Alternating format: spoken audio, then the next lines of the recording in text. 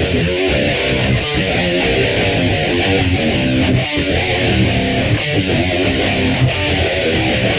welcome to a new episode of the Rebel Radio Podcast, and found at the rebelradiopodcast.com. Just Matt and Mark today, along as taking a week off again, and who knows when he'll come back. He's kind of like he's like the Easter Bunny this time of the year, since it's almost Easter. He may appear in your backyard with eggs and stuff, or Asian goodies, or he may not. Or he may not, dude. Yeah. I always like to take shots at Long when he's not on the show, because I don't know if he ever listens, but if he does, and he'll give you that long look, like that white boy, I'm going to destroy him. You know, I'm going to kill him. Yeah. Yeah. So we got to mess with him when he's not on. Tiny needles into his body. Yeah. Fucking voodoo doll and shit, man. And yeah, man, it's been a week, man. Matt, I will say to you, I'm not going to give your medical history on the show, but welcome to being almost 40. Things hurt, man. Yeah, dude. It's breaking down. We'll just say Matt had a little doctor visit, little turning 39 scare, and since he'll be 39 later this year, and I just told, I'm glad he's okay. We're all, we're all, but I had to mess with him, say, yeah, man, welcome to almost 40. Things hurt, and sometimes you don't have you're always dying. And if you look it up online, everything's killing you. Yep. Oh yeah. Don't Google your symptoms, or else you're yeah. What made me really feel old, and I may have told you this, or I told somebody this, but I was getting seen by one nurse, and she's like, "Oh, our birthdays are close together. Mine's the 7th." I was like, "Oh, okay." She's like, "Yeah, but 9/11. Wow, that must have been tough." And I was like, I always say the same thing. It's like, well, I'm just glad I wasn't in New York. That was, it was worse for them. And she's like, she follows up with, "Yeah, that's the year I was born." And I'm like, I was sitting in 9th grade, when this stuff was happening. Yeah, man. And I was like, God, I'm old. I'm old. But, dude.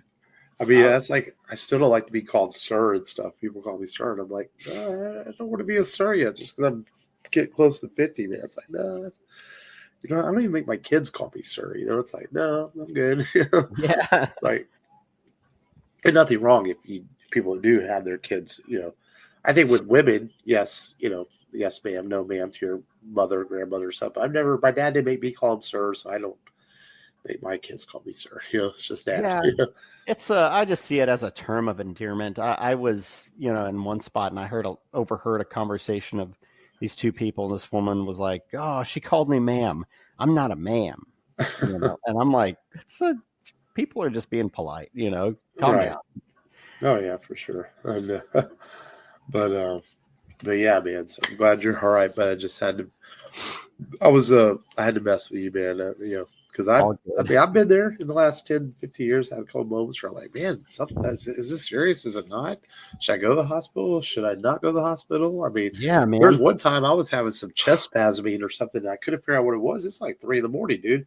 And you may remember this. And I called my mom and I said, "Mom, I think you might want to come to the house. I might have to run myself to the hospital." I never went because it kind of stopped unless I lifted my arm. So I started thinking, there's a correlation here. Like probably I pulled a muscle. And it was causing a spasming every time I was picking up my arms. And it just kind of went away, And it's like, I wasn't sure what was going on. And I was freaking out. You start getting chest pains and stuff, you freak out. Oh, yeah. And so, but yeah, man.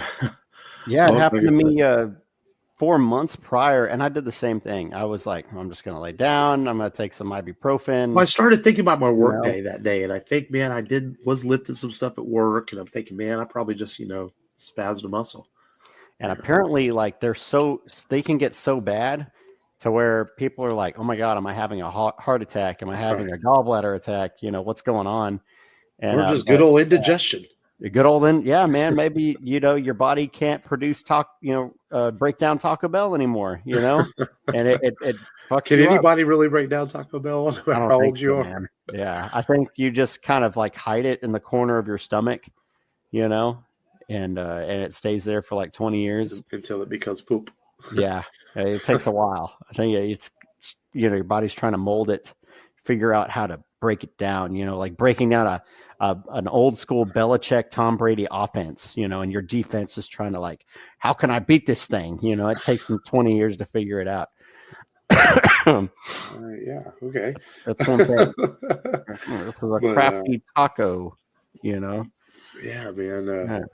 What's it made out of? Horse meat? Yeah. Something. But so yeah, interesting. But yeah, man. So it's just it happens to all of us. We God willing get older, and we have those moments. It won't be your first, and it won't be your last. This is true. Well, might have been your first, but it won't be your last. You'll probably have more. I mean, it don't get any easier, man. You and me both celebrate next year. We'll celebrate milestones. Yeah, you'll be dude. 40 and you'll be 40 and I'll be 50. Man, we might have to do something. I don't know. We remembered they did a big 40th for me back, 9 years ago. And, yeah. And that was fun. And might have to follow that up with a big 50th or something. And but that's next year. We don't have to worry about that right now. I'm not even 49 yet. Whoa, what are we doing talking about getting older? What's wrong with us? I know, man. We should be thinking about getting younger. Yeah, let's go like bags of dog shit on someone's porch and ring their doorbell and run off. I want to age like Tom Cruise, man, who can still run in movies apparently. Because we got a new trailer this week for Mission Impossible: The Final Reckoning. And I'm already sold in this movie as it is. I mean, this is a franchise I've been with since 1996. I'm going to finish it out, and I really love Dead Reckoning. It was, I think, would end up my number 2 movie last year, maybe 3, behind Dune Part 2 and Godzilla. No, wait, Godzilla Minus 1 was a year before. Last year was Dune Part 2, and I think Mission Impossible. The year before it was Godzilla Minus 1, Dead Reckoning. That's right. And so I'm definitely looking forward to it, man. And and Cruise is still running, and he's 60 years old now and still doing these things. It's been a great franchise, and the trailer's great. I mean, it a lot of intrigue, a lot of excitement is expected for these films. I have a feeling that it's going to be satisfying. I have a feeling that we might also. I'm almost certain a character gets killed off in this. I mean, I hate to say it, but get ready to say goodbye to Luther or Benji. One of those supporting characters is probably going out in this one. I just have a feeling. But as long as he's able to get Gabriel and stop the AI and see what happens, it looks like it could be a very, very cool conclusion to this saga, which this could be the last one he does. He hasn't officially said, he kind of jumps around the question interviews, but for now, this looks like to be a conclusion to the Mission Impossible series of films. Yeah. I want to say, man, I was watching a little clip of him talking about this movie, and I want to say he shattered his ankle filming one of the scenes. He's always getting hurt doing these. Yeah, he has to, one of the last couple stunts he had to do, thankfully, but he had to jump off one ledge onto another, and the way his foot has, hits the wall. He said he felt it instantly, and he basically just that was a Dead Reckoning. That's why that was got Dead Reckoning. That's why the film got delayed. Yeah, I guess sometimes things just pop across your feed, right? And I thought he was talking about Fiinal Reckoning. Yeah, and I was like, man, well, they were filming them back to back, so who knows what scene he was filming? But yeah. But yeah, man, and this one, from the looks of this trailer, more insane stunts. They built the world's largest water tank set for this. You see that incredible shot in the trailer where he's jumping into the ocean. I mean, obviously, I know he does his own stunts, but obviously I don't think Tom Cruise jumped into an actual ocean. I'm sure that's the water tank with some CGI added to it. Yeah. Big time. Yeah. But it looks incredible, man. I mean, this is a series. I get in this conversation all the time with people. People are like, oh, I saw 1 or 2. I didn't keep up with them. And I'm telling them, man, I'm like, don't dismiss this series of films, man. Go back and watch them. They've been better. I can honestly say this. They've been better than Bond in the last 20 years. There's been 2 or 3 good Bond films, don't get me wrong. But as a franchise, Mission Impossible has been better. If you want to compare spy franchises, consistent and better since 1996. I think Bond would have to basically have done basically a repeat of GoldenEye, Casino Royale, back, that kind of quality back and forth to kind of equate. And it just unfortunately what hasn't. Mission Impossible. Yeah. And that's been a good thing about this series, man. And it's been fun, and I'm looking forward to it. It's probably, along with Superman, maybe my two most anticipated films this summer, man. I really can't wait. I'm excited to see them. And, so Memorial Day weekend, I believe, and Dead Reckoning comes out. So it should be good. About 6 weeks away. It's not too far. That'll be here before we know it. But that's the biggest trailer I saw this week. I can't think of any other news I saw. It's been a little slow, I guess, news-wise. But I did, just maybe an hour before we sat down to record, I got home from taking my smaller humans to see the Minecraft movie. And I know you saw this last week, Matt, and I'm sorry you had to sit through it as well. Yes. We're joking about getting older, man. This is one that I definitely feel out of touch because I don't get it. First off, I still have no clue how to play Minecraft. I've never understood the game, but kids can get on and they play the shit out of it. They understand it. So I'm uncool there. Kids are screaming in the theater. They're clapping. I have no idea what's going on. I'm like, what? Why are they clapping? I don't get the meme culture of it. The dialogue is like, half of it makes no sense. Like they just say things. I'm like, why are you? What? What did that have to do with the plot? I'm not sure. Well, there is a basic plot, but it's just your classic MacGuffin type plot where they have to find a device to get back home. Jack Black is still all these years thoroughly a large kid who's entertaining. I mean, I'll give him that. Mm-hmm. And Jason Momoa plays off of him very well. That was probably the best part of the movie were those two. That's it. Yeah. The rest of it is just a lot of CGI, a lot of stuff that just happens with no explanation. And again, I completely understand this is a kid's film and it needs to keep the attention of children. But it's just wow. I'm like not sure what I watched. My kids loved it. I know yours did too. Yes. But I didn't get it. Don't think I laughed. I still don't know what the fucking chicken jockey is, but apparently that's a thing. Yes. In pop culture, I am familiar with some of the terms and some of the characters in Minecraft. Don't be wrong. I've kept up, I know that stuff, but this is, I feel like this is a movie that it's just hitting at the right time. There's been nothing else to go see. So it's just right place, right time, because it's not a good movie. It's entertaining. I'll give it that for the parts I understood what was going on. But I feel like if this was to come out in the summer, there's no way this makes the amount of money it did. I just don't see that happening. I think it's just right place, right time. Did people throw popcorn when the chicken jockey thing came up? No, they were just screaming and kids were making noise and clapping and yelling chicken jockey. And I looked around and a lot of the other parents had the same look I had on my face. Like, what the fuck is going on? So it was interesting. And I hope I don't get sick from the little kid that was sitting next to me. He was hacking up his fucking lungs the entire movie. And I think he had a blanket on. So I don't know if and a jacket and it's 85 degrees outside. So if he was feverish and because he had a blanket and jacket, I just got over a stomach bug. I'm going to be pissed. I mean, he was being respectful and he was covering his mouth and facing the other way, but still, even 5 years after COVID, people, if you're sick, stay home. Come on. It's like, and he's a kid, so I don't fault the kid. That's the parents' fault on that. Keep your fucking child at home. Mm-hmm. It's not the kid's fault. But yeah, man, that was certainly. I luckily it didn't cost me much. I had 2 free tickets. It only cost me like $7. I had to buy 1 ticket because I might have felt a little bad if I'd spent $30-$40 on that movie. Yeah. I spent $50, dude. I'm sorry. I had the free tickets, but I was like, oh, let's get the popcorn, and then I didn't have time to go to. I put my foot down before that. We loaded up some Ziploc bags with some snacks here at the house. I told them we'll get ices only. So I spent $16 plus my ticket. So I spent 23 or something. Yeah. Yeah. We usually go to like Dollar Tree. Oh yeah, we do too. Same thing. We'd have time.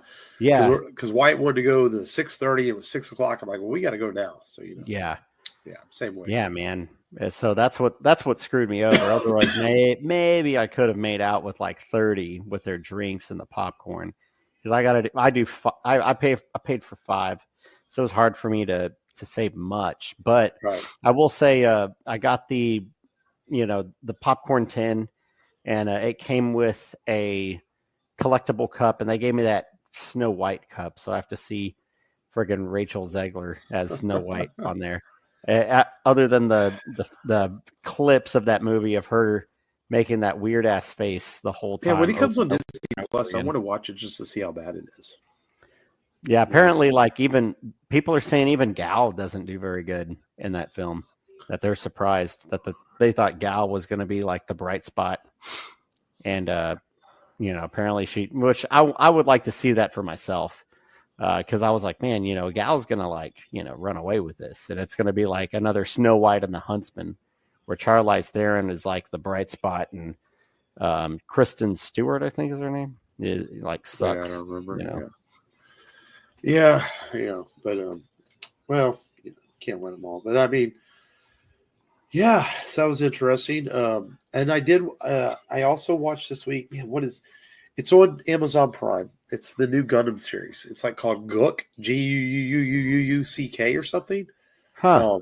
The first episode hit, and it's pretty cool, man. It's like in the future, I guess Gundams can be bought for entertainment, and so it's like instead of being there's Gundams that are used by the government still, but yet you can buy them on the black market for like black market fighting and just for entertainment.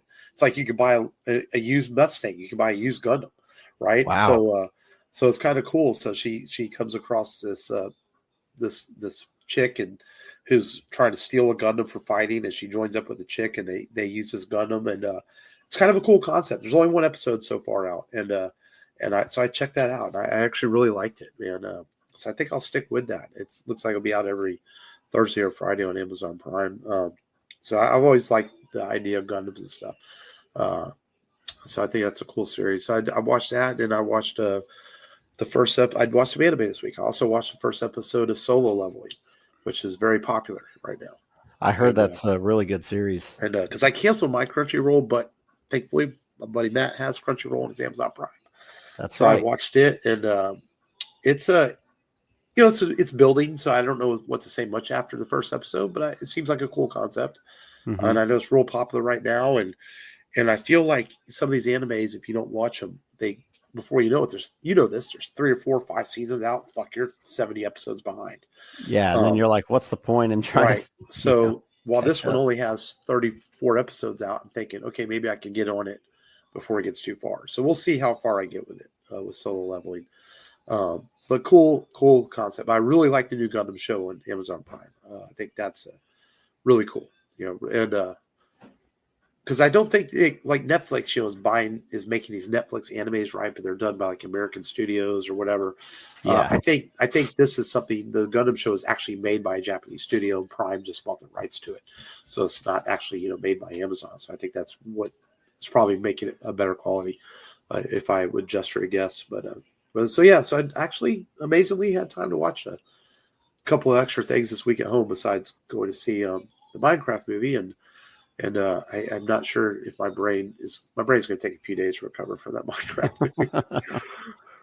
I don't blame you, man. I need to watch something intelligent.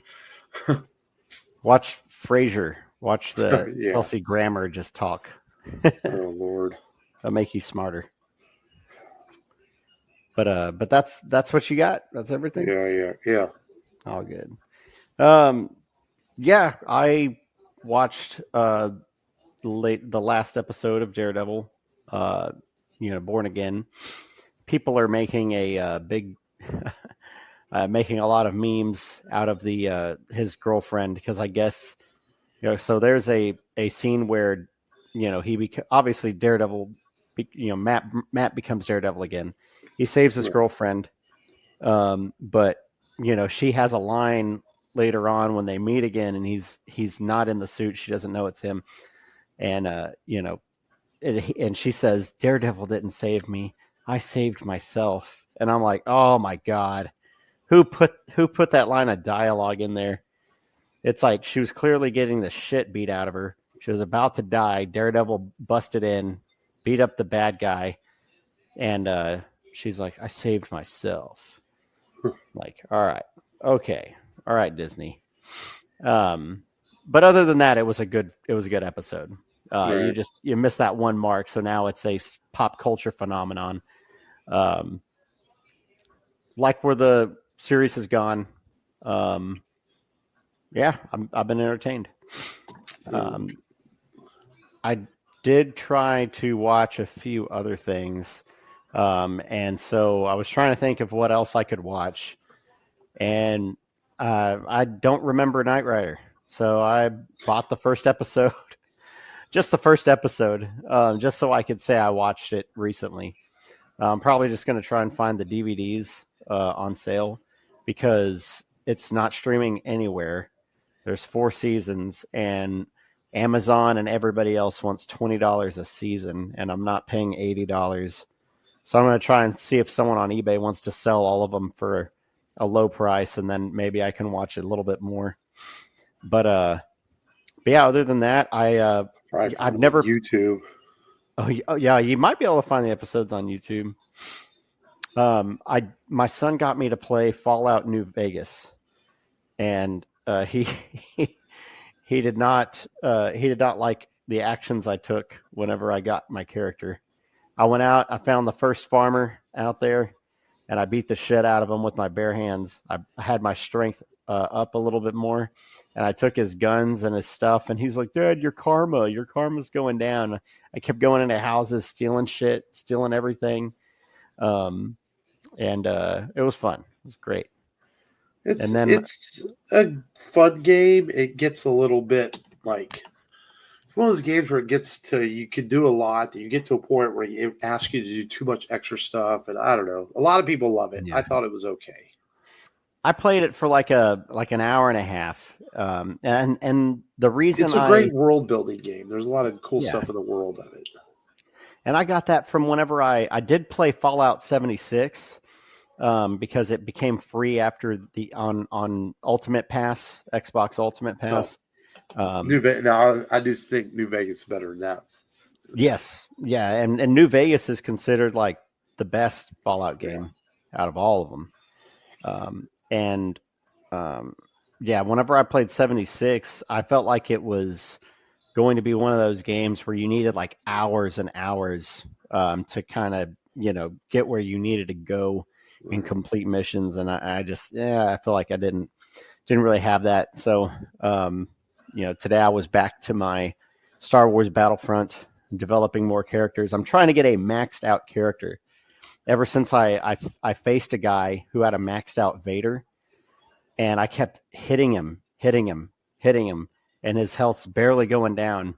And I'm out maneuvering this guy, but this guy's a brick, And so he's just outlasting me because my health goes down a whole lot faster. And I was like, I want a character like that. I want a character built like that. So I'm still on my quest to get somebody that high. And I think it's like 900 is what you'd have to get to. And my highest level character is Iden Versio, and she's like 630. I never played the second one online much. I played the first one online, yeah. But yeah, I like both. I know, on a quick note, I did show Wyatt because he was curious. He had wanted to see Spaceballs and let him watch it. And, he thought it was funny parts of it, And I said, yeah, this one. I'm not a big parody movie guy, but Spaceballs has some moments. It's like not as funny as it used to be, because it's really, no. It's not its fault. It's just because it's a product of age of when it came out, So some of the jokes and stuff don't quite.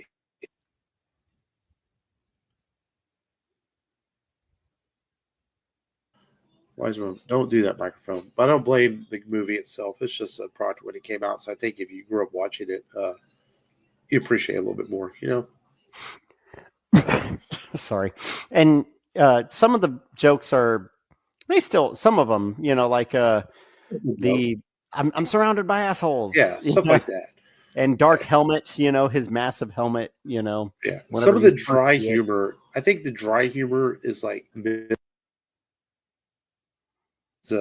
dry humor is missed a little bit, I think, maybe because today's audiences expect stuff to be more in their face, snappy. Yes. There's a Yeah, lot. like watching Star Trek or There's a something. lot of gag humor and dry humor in Spaceballs. You have Mm-hmm. to read the signs in the background and things like that. That especially a kid may not quite get. But he wanted to watch it, so I was like, yeah, it was on Prime, so he wanted to check it out. But yeah.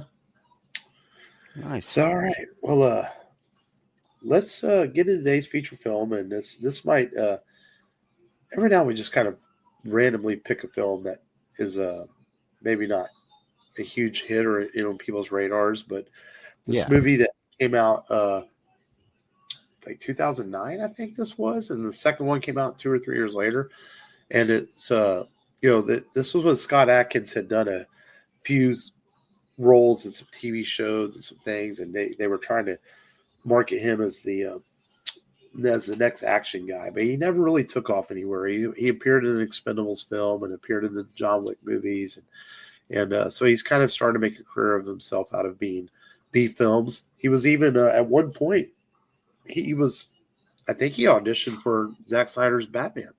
For that bit went to Ben Affleck, if I remember right. So it's funny watching him. I honestly could see him being Batman. Maybe not. I don't think he has the acting chops, but I could see with the chin and the look. I could buy him as Batman.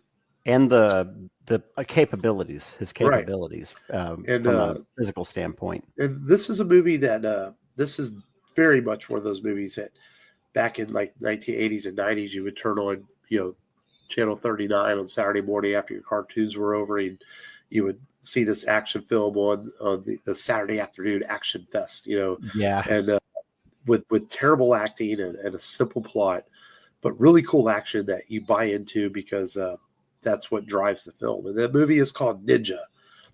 Very simple title, simply called Ninja. And simple plot too, man.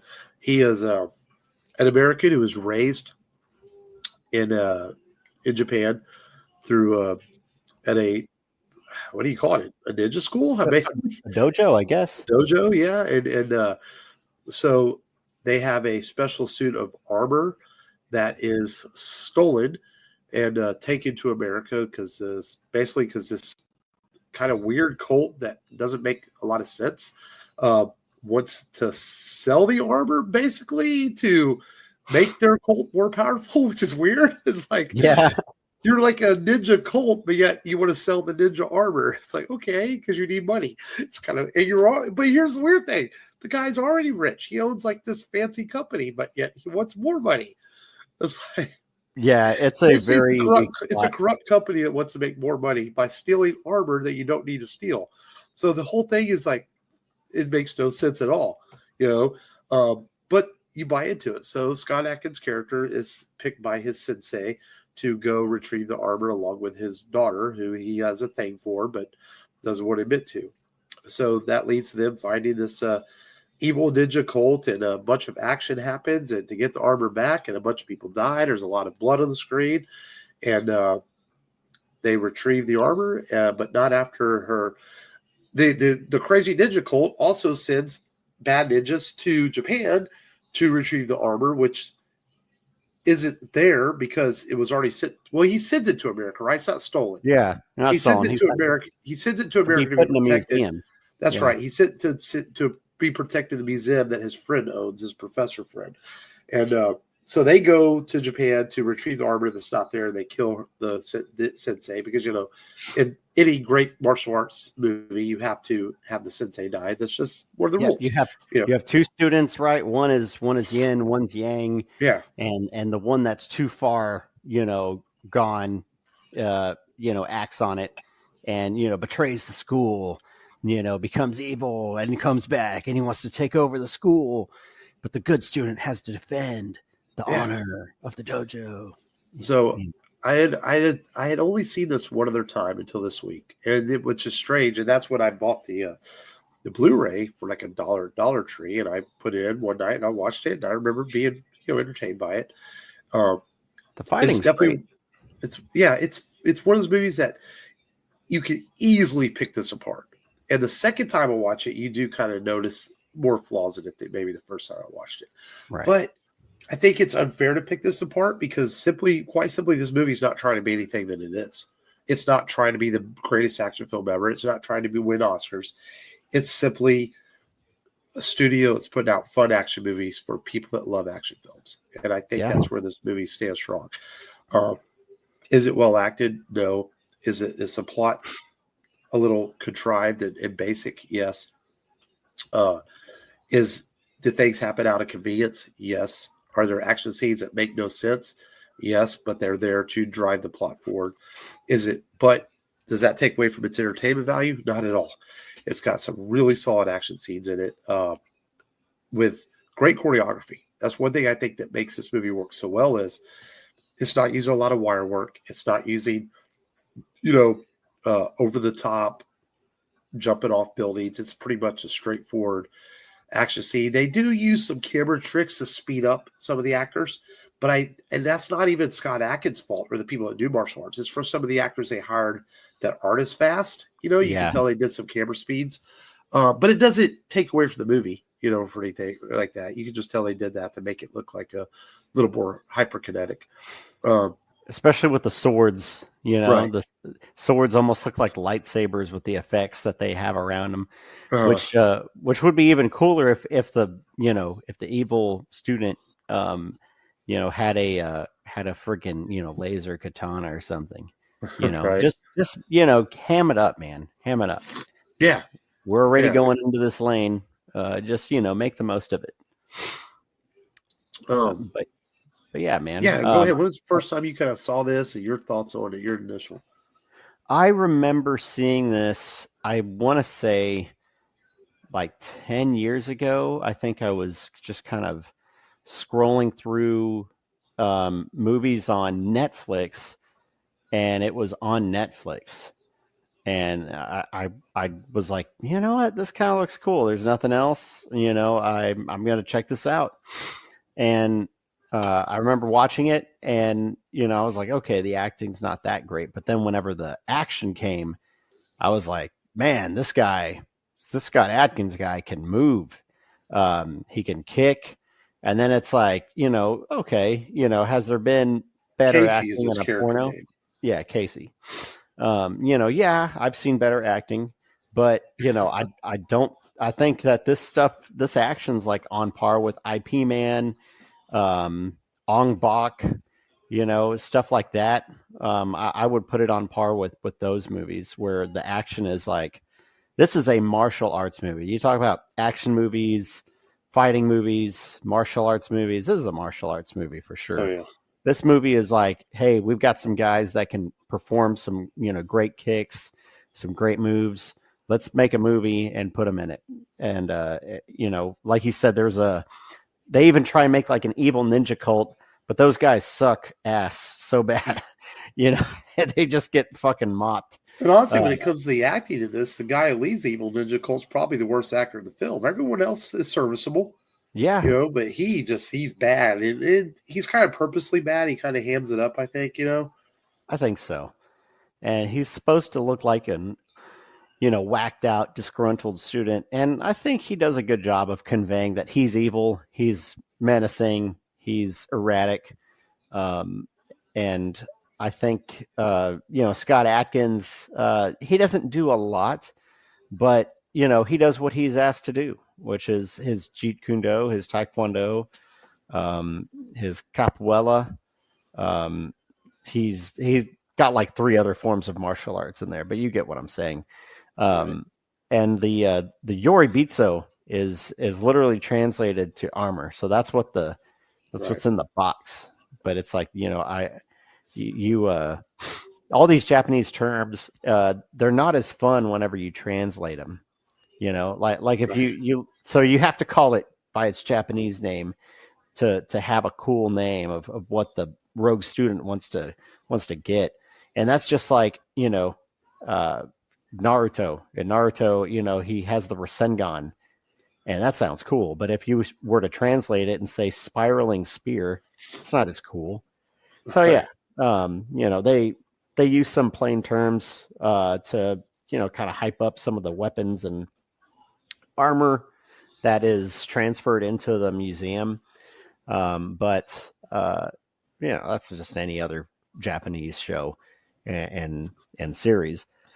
The ending fight scene is pretty cool. I like that when Scott Adkins gets the armor, it's almost like a mythical kind of prowess that he has. Like maybe he inherits some powers from the armor, and he becomes a little bit better and a more complete, practitioner of ninjutsu or whatever the school is a prominent form of. Right. And he overcomes the Snake Eyes over there with the futuristic. His armor is actually cooler than the one he's seeking out, but I guess it's for nostalgia reasons that he wants the ornamental armor that's passed down by tradition from the school. Maybe he, obviously he just wants it for that, but I'm looking at his armor and I'm like, this is a badass ninja right here. This is friggin' Snake Eyes from G.I. Joe. And he's got night vision. He's got all these poison darts. The katana expands and contracts. And he's got some cool shit. But yeah, man, I like the way that the movie goes. I think it's a, like you said, it's an easy plot. And maybe the stuff surrounding the plot doesn't leave much to the imagination.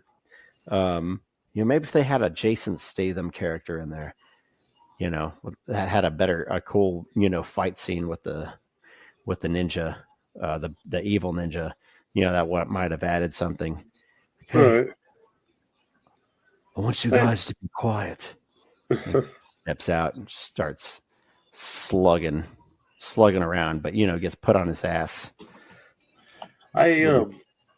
For anyone who has it, I just want to be clear. Like we hear the term ninja, you think like shadow warriors and mask, and this isn't really your classic ninja film like that. Which I think makes it kind of cool.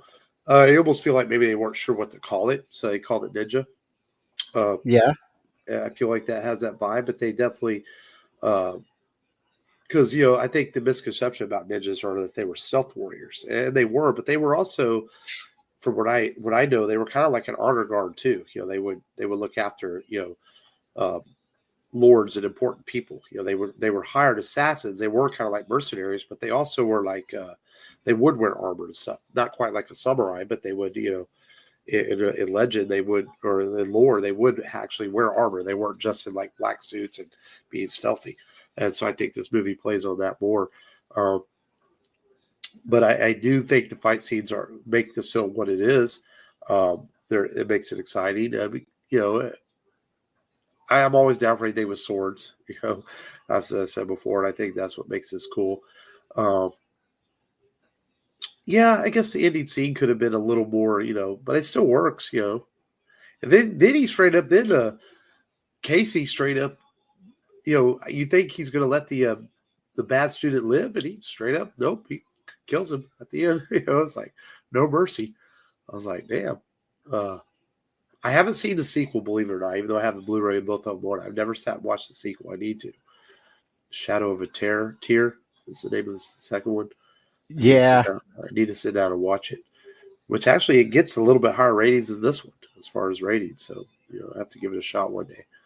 I did read that it's like not even really a direct sequel. It's almost like it still has Casey, but it's like a whole like separate story. Like it almost looks like almost looks like a prequel on some of the clips that I've seen, but right. I think it starts where the other one ends and then maybe goes back in time. But like that GIF you sent me along is actually from the sequel. Yes. Yeah. I found that out after I watched the movie. I was like, oh man, this, that fight scene isn't in here. I thought maybe it was a sparring session with another student from the first film, but it wasn't. But Ninja is not a movie that's going to win any awards or it might not even be talked about years from now. But being that it's only 50 years old, recently it's a fun Saturday afternoon action flick. We have nothing else to watch with some good action scenes, and as an action film junkie, this is one that I can appreciate. I know some people might watch this and say, "Oh, this is corny and dumb and it's stupid," but I think true action fans can enjoy this film and appreciate it for what it is, and I think it's a good little action romp. And it's streaming for free on a lot of different platforms. So, if you're like, hey, I want to watch, Tubi's free, I'm going to see what's on it. This movie is on Tubi. So you can watch it for free. Yeah. So it's worth watching, man. I think it was a fun flick and a good one to watch. And definitely, I'm gonna check out. I'm gonna try to check out the sequel soon too. Give it a shot. Yeah. And yeah, man. So I guess next week we no sub features today. Yeah, I thought about like doing a top 5 ninja movies, but that's kind of hard, man. There's such a limited genre. But Without saying like Ninja Turtles, Surf Ninjas, right? Beverly Hills Ninja. I think that's a fair point. I think the Teenage Mutant Ninja Turtles, which are great, don't get me wrong, I love them. I'm a huge Turtle fan, but I think cartoon ninjas have changed the way cinema looks at characters like ninjas. Then you had the Wolverine film, which had a ninja scene in it, but I think that I really hope that the Ghost of Tsushima movie gets made, and we can maybe get back to having cinema make some really good samurai ninja films. I think that's a great idea. I think it's a genre that deserves a comeback. We don't need hundreds of them, but if we get a few good solid films, with some ninjas and some swords, and we've done the Swords and Sandals thing. We've had that come back with movies like Troy and Gladiator and things like that. Westerns are never going away, but it's time for the samurai martial arts film to make a comeback, I think. And in American audience. I mean, if you are into film and action films, movies like The Raid and stuff like that, you know where to find martial arts films. But I think it's time for a Western comeback, to where martial arts films are popular in cinema again, and swordplay films. I don't know. That's just my thought. Yeah. What was the last one? Kill Bill, I guess. That did well in theaters. What was before Kill Bill? Man, I don't know, man. It's hard to say. I'd have to think about that. Like a true martial arts. I would even call Kill Bill a martial arts film, as a martial arts homage in the crazy scene. But that's it. It's not real. I don't know if I'd call it a martial arts film. To be fair, it's more because let's be honest, Kill Bill is a homage to several different types of films. But I don't know if it's fair to call it a martial arts film. And part 2 has hardly any martial arts in it at all, so it's mostly part 1. So yeah, I don't know. It's hard to say. You get a lot of cult status films like Ip Man movies and things like that, but they don't. But when we talk at the box office that people went to go see, man, Shang-Chi. I mean, Shang-Chi, to be fair, as far as a successful film with a martial arts based character, unless you say Everything Everywhere All at Once, I guess. Yeah, that would be another one. Yeah. Yeah, that's probably what you would say is probably the most recent, the best one. Most recent. So maybe it'll make a comeback. And so next week we are going to stick with a fighting film, not martial arts, but we are going to stick with a movie that right now we don't really get political in the show, but the political environment feels like a right time to do a good old fashioned American film, with a hoorah America type deal. And what is more hoorah than Rocky himself, man? And we've covered the first 3 Rocky films on this show already. And so it's time to do Rocky 4, which is a lot of people's favorite. I know, Matt, it's one of your favorites. It's not necessarily one of my favorites. I do enjoy it, but I prefer Rocky 1 and 2 over this one. I even like Rocky 3, man. But we're going to cover Rocky 4, which is strange because it's amazing we haven't done Rocky 4 because I feel like it's been on our list a few times. We just never. I've almost picked it as a birthday flick a couple times. Remember, I picked Rocky 2 as my birthday flick one year. Rocky 2 is my favorite. So it's time to do Rocky. So that's going to be it next week on the show. Rocky 4. I'm not sure if it's streaming anywhere. I know they were available. Most of the Rocky movies were available on Max and Netflix for a while. They may still be. But but if you're listening to our podcast, 400 episodes, then chances are you've probably seen Rocky 4. Yes. So we're going to do that next week on the show. And for all the episodes, again, the rebelradiopodcast.com. Check that out so you can link to all the apps that you want to listen to us on. And yes, we are available to listen to on YouTube because I always get that question. Can I listen to on YouTube? Yes. Why would you want to? I don't know, because you can't run, as YouTube still cannot make their app where you can close the app and still listen. Like, come on, YouTube. They're like the only app that does that. Yeah, you have to leave it open on your phone. It makes no fucking sense. They want you to pay for that premium, that YouTube premium shit. So you can, in premium, you can minimize it and it works. That's so bizarre. See, even Spotify, you can minimize it with their free version. Your music still plays. It's so weird.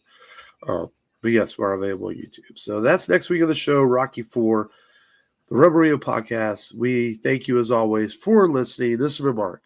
This has been Matt. Until next time, remember as always, just go there and do it ninja style.